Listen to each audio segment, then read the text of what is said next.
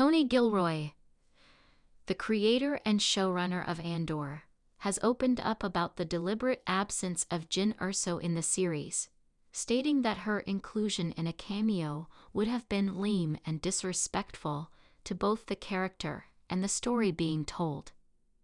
In a recent interview, Gilroy addressed the ongoing speculation from fans who wondered whether Felicity Jones's character from Rogue One, a Star Wars story, would eventually appear in Andor, the prequel series centered around Cassian Andor, played by Diego Luna. The show explores the rise of rebellion and Andor's transformation into a committed operative of the Rebel Alliance. With both characters playing central roles in Rogue One, fans believed a meeting between the two earlier in the timeline could be inevitable. But Gilroy firmly rejected that idea, making clear that shoehorning Jyn into Andor would have undercut the integrity of the show's narrative. "I love Rogue One, and I love what Jyn Erso represents in that story," Gilroy said. "But Andor is not about recreating or previewing Rogue One. It's about showing the real cost, the real sacrifice that leads up to that moment. Including Jyn in any cameo would not only feel forced, it would be completely out of step with the tone and structure of what we're doing. It would be lame. Worse, it would be disrespectful."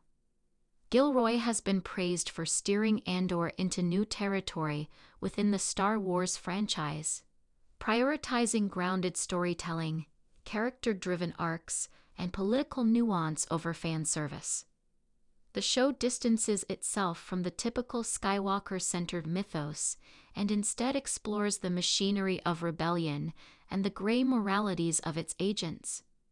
Many critics have lauded Andor as the most mature and sophisticated entry in the Star Wars canon, citing its willingness to take creative risks.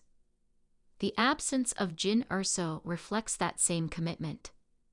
As Gilroy explains, the show is about how Andor becomes the man who's willing to give everything for the cause, not about teasing out connections to the wider franchise for nostalgia's sake.